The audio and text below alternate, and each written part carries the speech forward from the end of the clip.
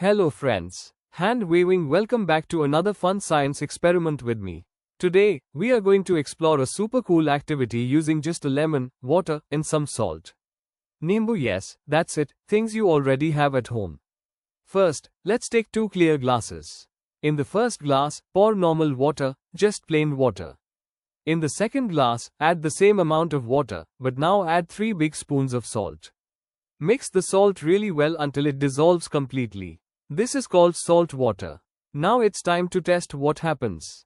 Take 1 lemon and drop it into the glass with plain water.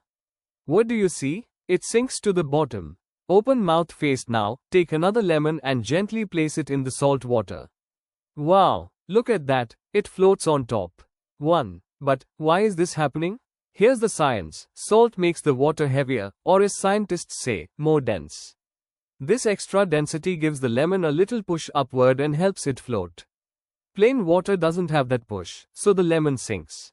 So now you know, lemon sinks in plain water but floats in salt water because of density.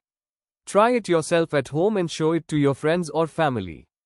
Thanks for watching and learning with me. Don't forget to like, share, and subscribe for more fun experiments.